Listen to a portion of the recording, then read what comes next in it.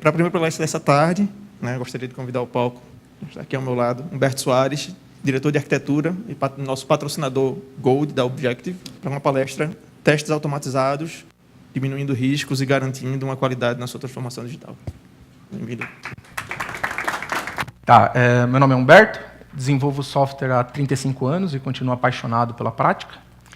Há 20 e poucos anos, eu, junto com uns amigos, fundamos a Objective Solutions e, dentro dessa empresa, a gente teve uma experiência sensacional em termos de testes automatizados. Aqui na palestra, eu estou fazendo um resumo da experiência que eu tive fazendo consultoria junto com o pessoal da Life Global Services, iniciando uma cultura de testes automatizados a partir de um projeto real. Tá?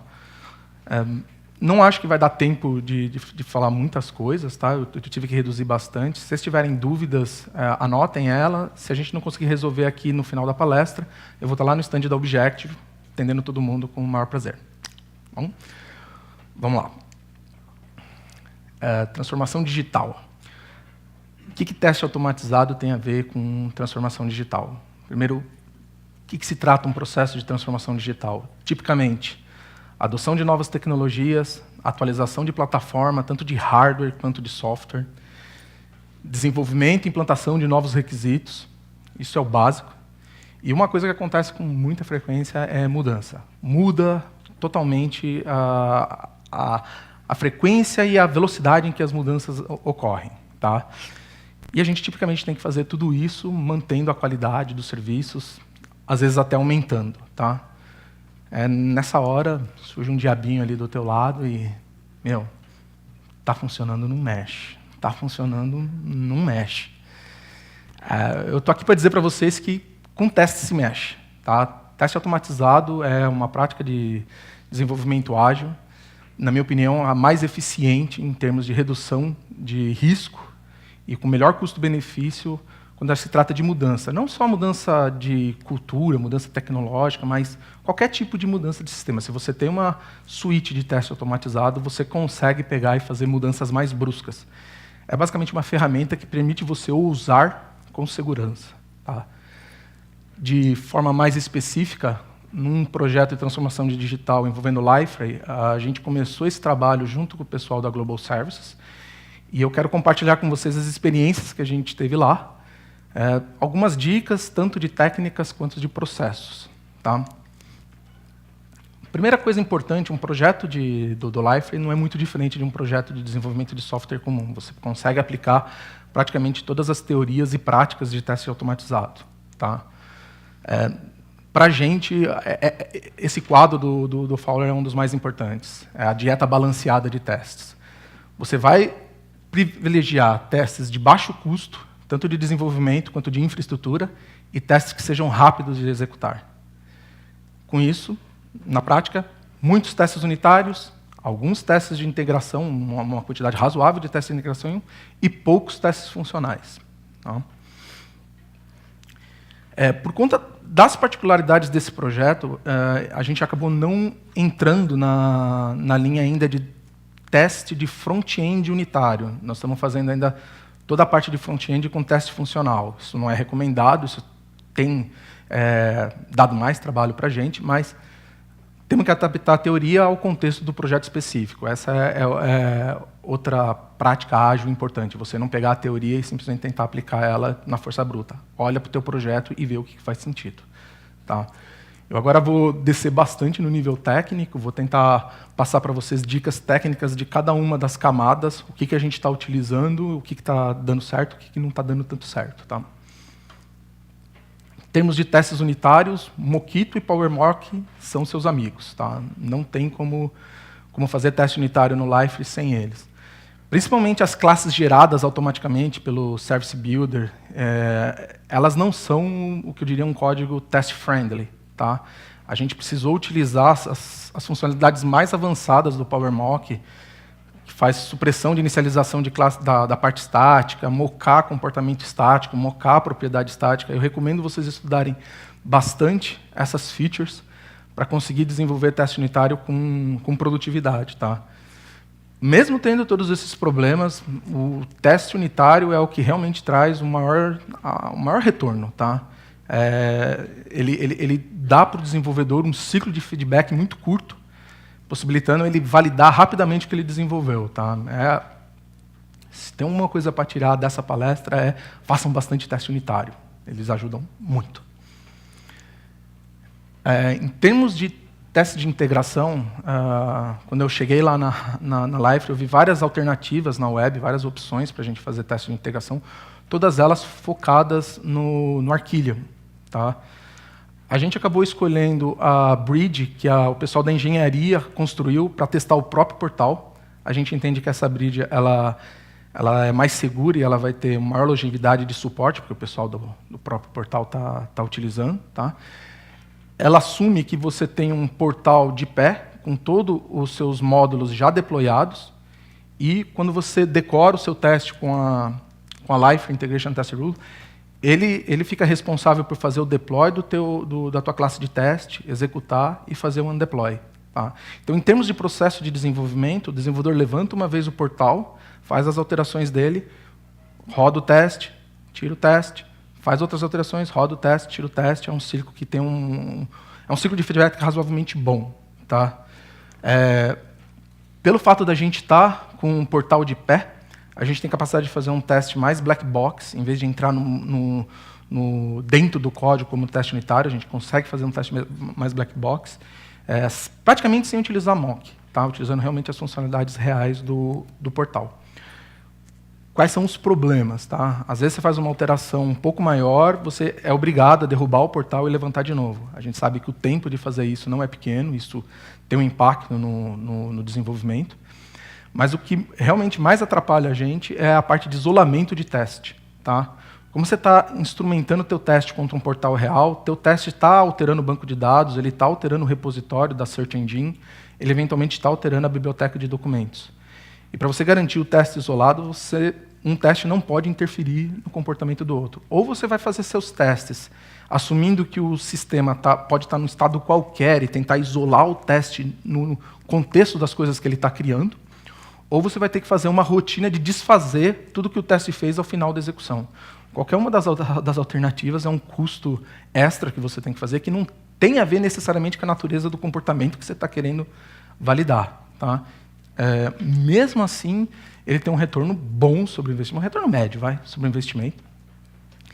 E esse foi um dos pontos que a gente conseguiu atuar bem legal dentro da Liferay. A Objective, nesses 20 anos de experiência com teste automatizado, a gente criou uma série de ferramentas, uma série de conceitos. Alguns conceitos, basicamente, a gente só fez antes e agora está mais popularizado. Camada de insistência é um conceito que a gente criou para fazer isolamento de teste sob a perspectiva do banco de dados. Tá? De forma bem simples, a gente troca todos os commits e rollbacks por manipulação de save point. Isso permite, save point é uma funcionalidade do banco de dados, que ela joga as informações para lá, permite você voltar para aquele save point, mas ela não comita de verdade. Então, você no final do teste, você pode fazer simplesmente um rollback e você está de volta ao estado inicial do banco de dados. Fizemos um driver específico, JDBC, para a Liferay, com essa. Não é só isso, tem um pouco mais de coisas que você precisa fazer. Você precisa gerir as caixinhas de memória para garantir que estão todas compatíveis com o banco de dados. Tá? Também fizemos um suporte de restore e backup do Search Engine e da biblioteca de documentos. Começo o teste, eu faço um backup, termino o teste, eu faço um restore desse backup. Então, de forma prática, para os testes que a gente está fazendo lá nesse projeto com a Insistence Layer, a gente já tem todos os testes de integração isolados e aumenta consideravelmente o retorno sobre o investimento. Tá? Todo esse trabalho foi feito muito junto com o pessoal de engenharia da Liferay, em particular o Greg. É nosso objetivo compartilhar todas essas funcionalidades com vocês o mais rápido possível. Tá? Tem muita coisa ainda para evoluir, tanto na camada de insistência que a gente desenvolveu, quanto no suporte do Liferay para testes de integração. Tem muita coisa que dá para melhorar. E também em teste unitário. O código gerado pode ser um pouco mais user-friendly. A gente está conversando bastante com o pessoal da engenharia para tentar aumentar esse tipo de facilidade. Tá? Testes funcionais. Testes funcionais não teve muito segredo, não. Tá? Usamos Selenium Tivemos uma experiência bem bacana com o Cucumber, que eu quero falar depois para vocês. Mas tentamos usar Insistence Layer junto com os testes funcionais, não foi possível. A gente está trabalhando com o pessoal da engenharia para conseguir um controle maior sobre as atividades assíncronas que são executadas pelo portal. A camada de insistência precisa disso, uma questão bem técnica, bem chata. Mas, por enquanto, sem camada de insistência, o custo dele é maior do teste funcional, principalmente porque você tem que ficar fazendo aqueles filtros HTMLs para pegar os itens, para dizer executa tal item, pega valor de tal item. Qualquer mudança de estética, qualquer mudança de UX, e é a mudança que você está querendo fazer, você está com essa expectativa, depois que você entrega a primeira versão para o cliente, você está com essa expectativa. Se você tem muito teste funcional, fazer a manutenção disso pós-mudança é bem custoso. Tá? Então, assim, desde o começo do projeto e no início de qualquer time box, sprint, o processo que você estiver utilizando, é importante definir a estratégia de teste funcional que você quer adotar. O que você vai testar, por que você vai testar, e, de forma geral, o que a gente tem percebido lá, dá muito retorno testar pontos do portal que você está utilizando, que não é de forma comum, não é de forma tradicional, que você customizou de alguma forma, que você está fazendo alguma intervenção mais complicada. Um exemplo que eu dou é o processo de drag and drop que a gente teve que fazer nesse projeto. Mudou a versão do Liferay, a metodologia que a gente usou quebrou. Se a gente não tivesse o teste automatizado, provavelmente a gente teria pego isso num teste manual, ou, no pior dos casos, o cliente fazendo drag and drop e tomando erro. Tendo visto isso, a gente conseguiu rever a estratégia que a gente utilizou, fez lá os consertos que precisava fazer, e o código chegou correto na mão nas próximas fases. Né? Mas sempre se perguntar, isso é definitivamente importante. Lembra sempre da dieta balanceada de teste. Qualquer funcionalidade, qualquer comportamento sistêmico que você está querendo validar através de um teste automatizado, se você consegue validar ele com um teste unitário, prefira o teste unitário. Se consegue validar ele com um teste de integração, prefira um teste de integração. Se você não consegue usar essas práticas, vai para o teste funcional. Tá? Então, lembrar do tio Fowler. Saindo um pouco do que a gente está praticando efetivamente dentro desse projeto, a gente teve uma iniciativa junto com o Cucumber. Tá? O Cucumber é uma ferramenta que viabiliza Behavior Driven Development, que é uma prática ágil, extensão de Test Driven Development. Todos estão familiarizados com TDD? Então, primeiro escreve o teste que falha, vai lá e escreve o código, passa para o próximo teste. BDD é uma extensão disso. Primeiro você escreve o teste de aceitação junto com o seu cliente, definiu os testes de aceitação para aquele time box, aí você passa a desenvolver, seu time box termina no tempo e você conseguiu concluir se você conseguiu passar todos os testes de aceitação. Tá? O bacana do Cucumber é que ele define uma linguagem de domínio específico muito bacana. Não sei se dá para ver, acho que dá sim. Então, qualquer teste de aceitação dentro do Cucumber ele tem essa cara aqui, esse padrão, dado, quando e então.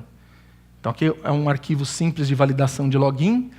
O cenário faz login com sucesso, dado que estou na homepage, quando preencho o login e o password, então o acrônimo do usuário é exibido. E eu tenho aqui exemplos para executar esse teste. Login, teste@xxx.com, teste 2, a password que ele vai usar e o acrônimo do usuário. As duas coisas interessantes dessa linguagem. A primeira é, um usuário consegue ler isso daqui e entender o que é esse teste de aceitação. Ele sabe do que está tratando. Tá? A segunda coisa interessante é que isso faz parte do processo automatizado do Cucumber. Se você alterar qualquer coisa dentro desse arquivo, um cenário seu de teste vai falhar. É a diferença de uma documentação morta, um arquivo do Word ou uma planilha Excel, onde você está listando os testes de aceitação, e algo que, efetivamente, se alterado, vai quebrar um teste. Você vai ter um report dizendo, olha, você alterou isso aqui, teve tal impacto. Tá? A gente acabou não utilizando o Cucumber dentro do projeto, Por 2 motivos. Primeiro, a gente não tinha combinado com o cliente que a gente ia fazer o teste de aceitação dessa forma, então a gente não tinha como apresentar esses testes para eles. E, segundo, ele tem um custo maior do que você escrever o teste funcional puro. Tá? O teste funcional, algo em torno de 10% a 15% de um custo extra. Então, como a gente não estava conversando com o cliente sobre esses testes, não fazia muito sentido a gente ter esse custo extra. Tá? Mas a experiência que a gente teve com esses testes de compartilhamento de informação entre as pessoas do projeto mostrou que a ferramenta é realmente muito poderosa. Tá? Então, além do código que o cara tem que desenvolver, ele tem que desenvolver uma cola em Java, né? Aqui vocês estão vendo o @given, @when, @then. O @given é para a feature dado. Aqui o keystone na homepage. Então, se você alterar esse keystone na homepage para qualquer coisa dentro da sua feature, essa parte do cenário vai falhar. O @when, as expressões regulares que são utilizadas para a identificação dos valores dos parâmetros, para passar para dentro da função. Tá? E dentro da função, código Selenium normal, acionando não só código Selenium, você pode construir também testes de integração utilizando o BDD. Não é uma coisa que eu tenha feito ainda, mas é possível fazer dependendo da forma como você está interagindo com o cliente. Talvez seja interessante ter esse tipo de teste. Tá? A gente, quando faz consultoria, a gente só não ensina só, a gente aprende. Né? Isso aqui eu aprendi lá e, para mim, para o Object, para mim, é um dos maiores valores que a gente teve nessa consultoria, foi esse Behavior Driven Development. Então, fazendo um apanhado agora, voltando lá para a transformação digital, para fechar a palestra aqui com uma espécie de recomendação. Tá?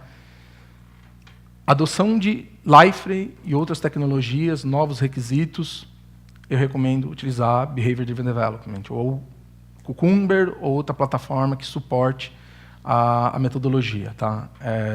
O fato de você ter uma suíte de teste automatizado produzida logo após o seu processo de levantamento de requisitos, eu acho que é de um valor inestimável. Tá? E o fato de você ter esse conjunto de testes de aceitação como um documento formal que o usuário consegue entender, isso vai viabilizar a troca de tecnologia com muito mais facilidade, vai ser bem bacana mesmo. Tá? Então, novos requisitos, adoção de Live e outra tecnologia, BDD. E para garantir a qualidade dos projetos, garantir, mediante as atualizações do portal Liferay, mediante mudança de requisitos, essa constância que vai ser com uma transformação digital, aí é uma dieta balanceada de testes, na minha opinião. Tá? Com os testes, você vai fazer a mudança, você não vai ter surpresas desagradáveis. Não é que você não vai ter, vai diminuir bastante as surpresas desagradáveis que você vai ter nos processos de homologação e em produção. Tá? Então, é mais ou menos isso que eu queria passar para vocês. Bom, então, obrigado, gente. Eu estou lá no stand da Objective. Qualquer dúvida, chega lá.